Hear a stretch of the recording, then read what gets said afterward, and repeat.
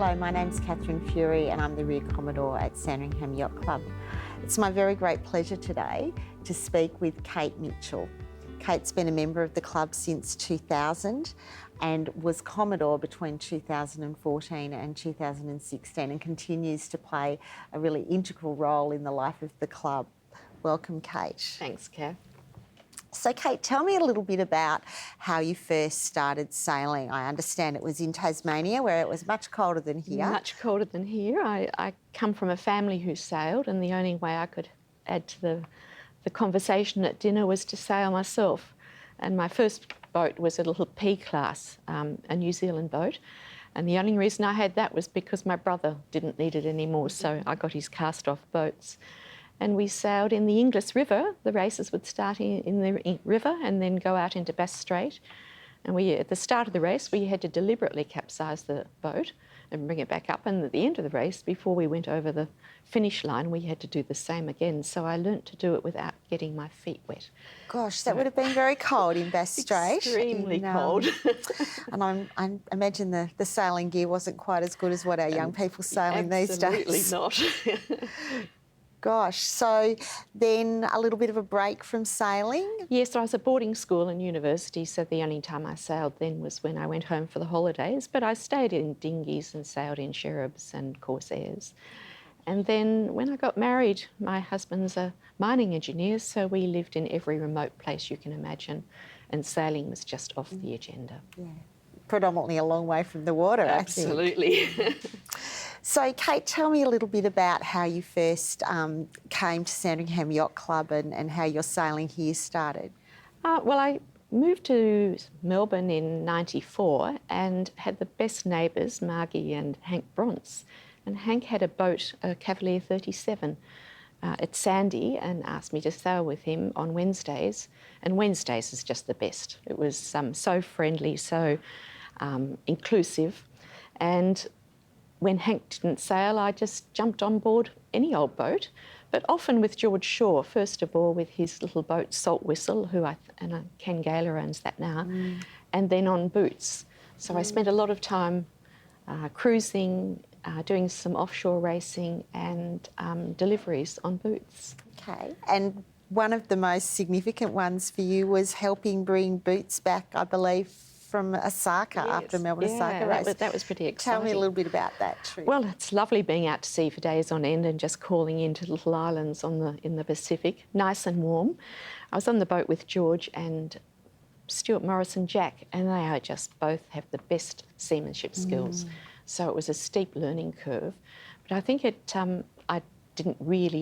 still don't really like helming, but when you're just up by yourself and helming, it's terrific, absolutely terrific. Sometimes scary.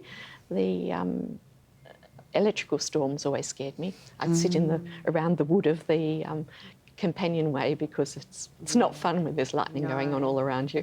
No, especially when you're out on deck on your own. That's right. Oh, wonderful.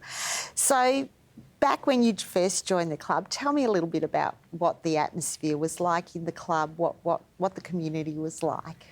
Well, that was in the old clubhouse. Yes. And it was very relaxed. The bar was just terrific, very inclusive, very welcoming.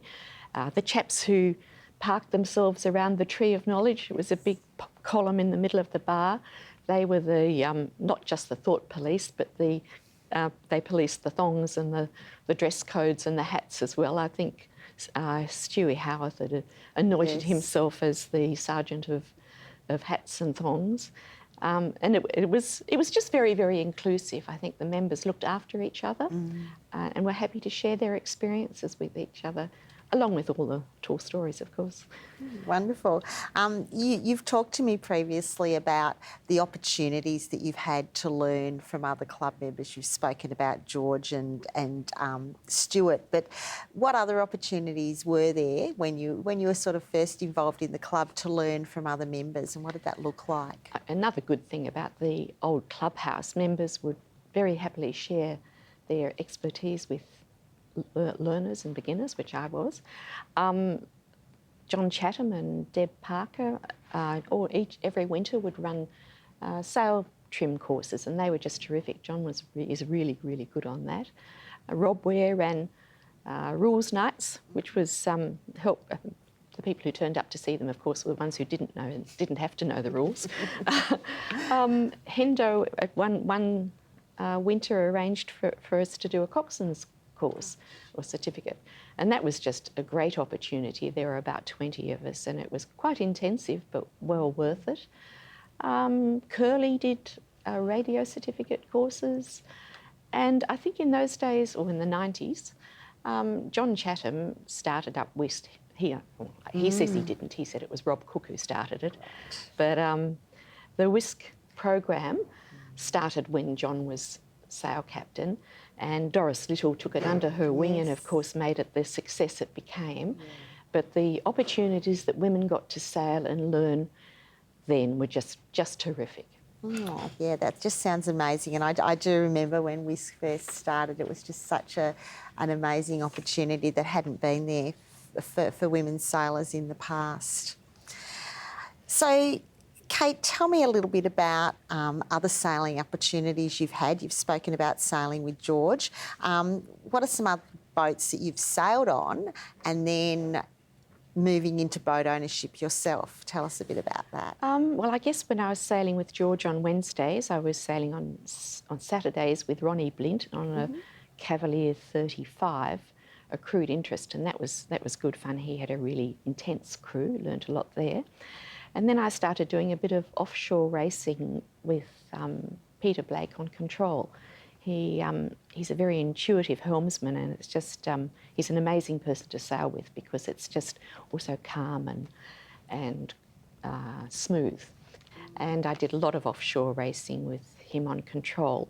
That was an amazing boat because it had water ballast and it reached really well.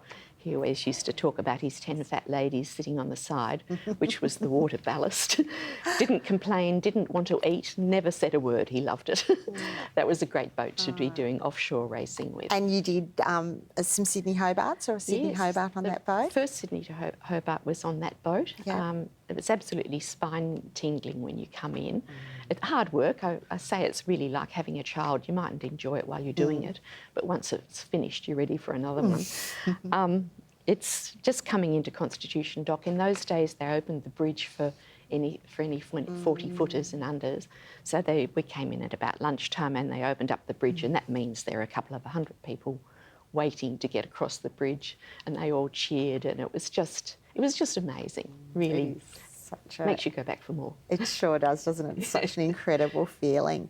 So after that, you moved on to become a boat owner with Peter. Yes, I think Pete outgrew Control. I was still learning on Control, but he outgrew it, and then I sort of bought a little bit of Goldfinger with him, which was a FAR 52, great boat.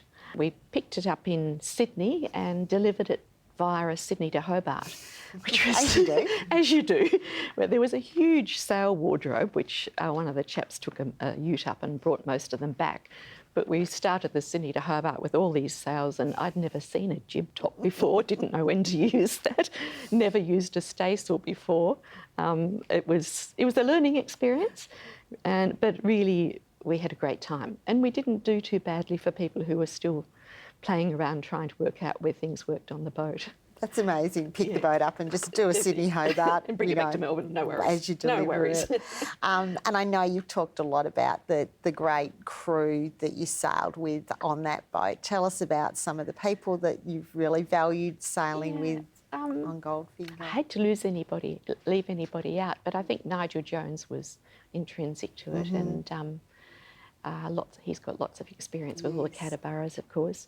Chris Smethurst always stands out. He was the best grinder you'd ever have. He could grind for hours. Brownie, Simon Brown, really good. Always said he came on the boat as a bowman, but he hated it, so he became our main man and was very good at that. Cam Mackenzie, he was very tall. Yes. Always good to have a tall person on board. Yes. A lot of sailors are short, actually. Yeah. No, it was just a terrific crew. Wonderful. And then you moved on from Goldfinger into a Sydney 38? Yes, well, we had Goldfinger for 10 years, and then it was just time to to move on. They're expensive boats to keep. So then I bought another little share of 38 degrees south with John Chatham. Sydney 38s are terrific boats. They're not very forgiving and very tender, and just great race boats. And at that stage, the one design racing at Sandy was very strong, and it's the best way to race. You can't complain about your handicap, and you've got no excuses, absolutely no excuses. Yeah. So that was, and John, of course, is such a good sail trimmer. That was just terrific. Yeah, that was a great time for the 38s, wasn't it, when there was a really strong fleet. And now you've moved to a different pace. Well, probably an old lady's boat. No. No, it's 5 o'clock somewhere is a great boat in that it's very social. Great name too. It's got a head. Yes. It's got two fridges. What more could you ask? Sometimes frustratingly slow, but the good bit about that is we're out on the water for longer together, and also it's a really nice group who own it. So it's nice having 4 owners because there's always enough people, and you share the responsibility and the cost. So I think we're all really enjoying that, and we're enjoying the cheese and biscuits and red wine afterwards. Very good. So coming back to Sandringham, what are the things that make Sandringham the great club that it is? Well, you'd have to say the members, and then the members, and then the members again, perhaps. Yeah. But I think the behind the scenes is very strong too. I think the club has always stayed true to being about boating. It hasn't become a social club by the sea, and that's really important to keep the members cohesive. I think the General Committee has been really strong for many years. It's very collaborative. There's no individual agendas that works together for the good of the club. I think that's good. The governance is excellent. I think our CEO, Richard Hewitt, has been very strong on the club having really good governance and strategic planning. Sandy's a big ship. It can't change course too quickly, otherwise she's going to run out of steam and lose way. And so the strategic planning is always about 5 years ahead, so you really know in what direction you're going. You can trim little bits, but you're not going to change direction.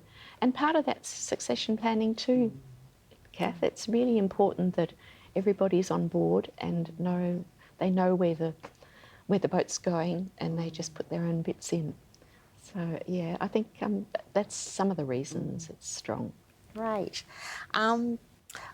What makes you most proud about Sandringham as a club? What are the things that really sort of strike a chord for you that we might have achieved? Yeah, I just love it when we've got big regattas.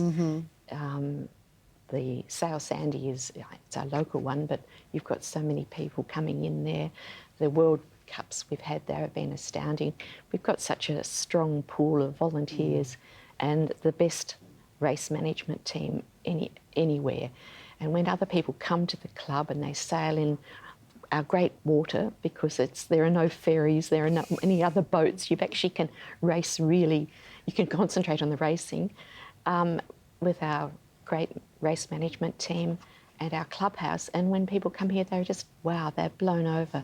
I remember the TP52 regatta we had, it must have been when Chris Carlisle was Commodore, and all those big Grand Prix boats with professional crews and very wealthy people owning them, and they were bowled over by the club. They just couldn't believe how good it is.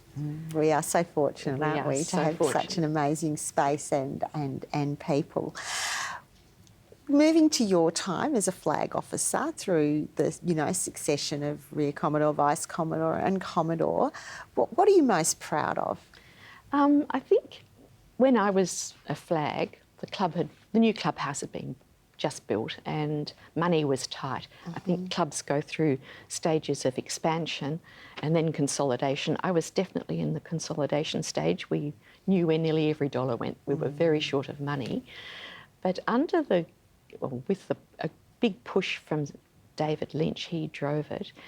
David and Graham Ainley, we started up an asset management plan, just so that we weren't just reacting to things going wrong, but to make sure our assets were well looked after.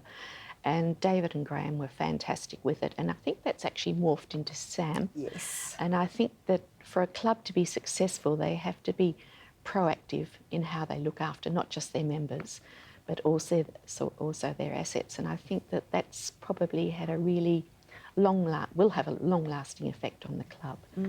Absolutely, and Sam still plays such an important role in our planning. Kate, you are very humble, but you were the first female Commodore of Sandringham Yacht Club. And when I was chatting to you earlier today, I said, can we talk about the challenges and the opportunities? And you said, well, there weren't really any challenges, which is amazing.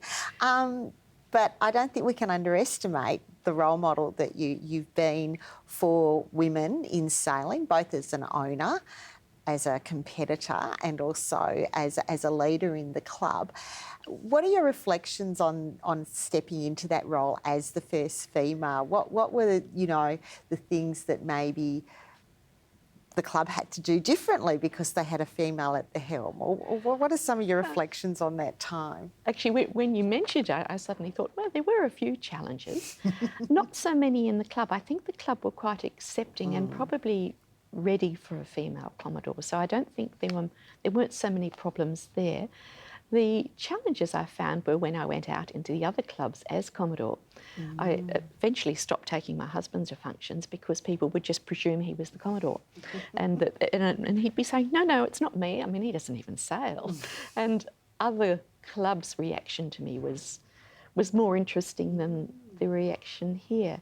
I think the members here wanted it to work and so made it work. So no, I didn't have that many challenges, except probably that after general committee meetings, they couldn't go off and drink at the Sandringham Club anymore because I was a woman. They didn't have women there. So no, I think the club was right behind me. I felt very supported and as though they weren't going to let it not work. Well, Kate, you've certainly been an amazing role model for myself, and I know Sue, who is our current Commodore, also. It's the first time that we've actually got two female flags at the same time, and you've laid such an amazing foundation for us in doing that. Kate, thank you so much for speaking with us today and for all your contribution to the club. Thanks for yours too, Kath.